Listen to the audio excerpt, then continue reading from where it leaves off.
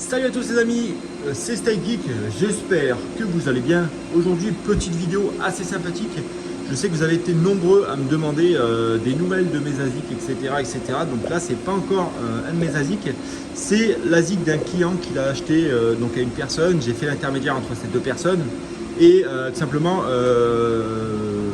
Tony, celui-là qui a acheté l'ASIC, se trouvait avec des problèmes de chauffe. Du coup, tout simplement, il m'expliquait que voilà, ça chauffait, etc.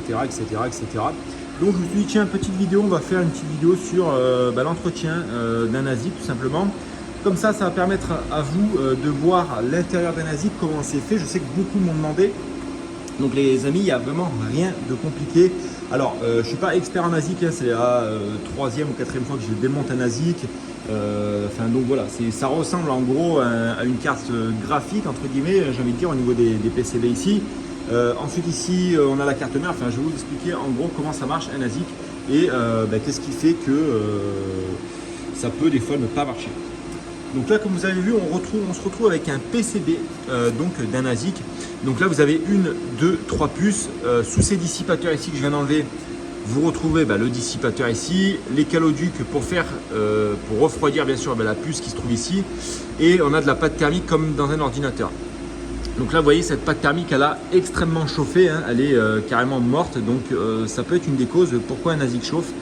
Donc ça va être changé directement avec de la pâte, de la thermal pad de chez Grizzly, très bonne pâte thermique, hein, il n'y a pas à chier là-dessus.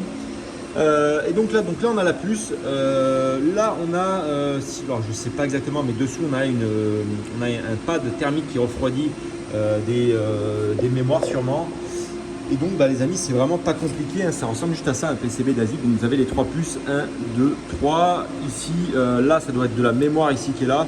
Enfin je dis peut-être des conneries, mais là voilà, ça ressemble à ça.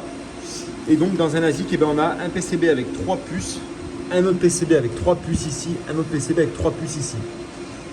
Donc tout simplement, il y a 9 puces au total, 3 puces par PCB, on a des dissipateurs ici, et c'est vraiment très simple. Ensuite, les gros ventilateurs que vous voyez ici, donc c'est des ventilateurs comme ceci, hein, c'est des Delta brushless, vont faire traverser l'air dans l'ASIC. Donc ici, l'air va passer comme ça, ou comme ça, enfin peu importe le sens, ça va passer, ça va traverser du coup les dissipateurs qui sont comme ceci.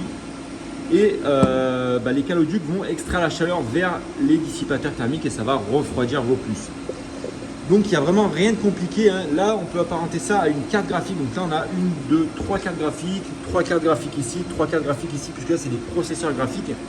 Et là, on va avoir ici tout simplement le PCB de l'ordinateur, enfin le PCB, la carte mère de l'ordinateur avec du coup, admettons qu'on ait le processeur, la connexion internet, la carte réseau, les cartes ventilateurs, etc. Donc c'est ça les amis qu'on va retrouver dans un ASIC, c'est des petites pièces qui sont comme ça, on va appeler ça des PCB, hein. Et ça c'est ce qui va permettre de sortir des très grosses puissances de calcul, puisque elles vont ne servir qu'à ça, qu'à faire du calcul. Alors qu'une carte graphique qui est là-bas va pouvoir servir à, comme on disait, à jouer, à faire du traitement de données, de l'importation de vidéos, exportation, etc. Donc ça va servir à faire beaucoup de choses, les cartes graphiques en soi. Et donc c'est pour ça qu'il y a beaucoup de personnes qui disent de ne pas acheter d'ASIC, puisque forcément, dès que vous avez un PCB qui tombe en panne, ça peut être compliqué pour trouver de la pièce de rechange. Donc là, c'est pas le cas, on va juste changer la pâte thermique, mettre un coup de soufflette, dépoussiérer tout le tour, mettre un coup de pinceau, etc.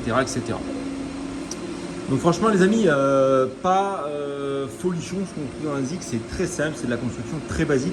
Il n'y a pas besoin de faire une vidéo de 107 ans sur les ASIC, ça va être une très courte vidéo, c'était juste pour vous montrer ça. Voilà, je vais pas m'épiloguer sur 2 heures de vidéo sur cet ASIC là.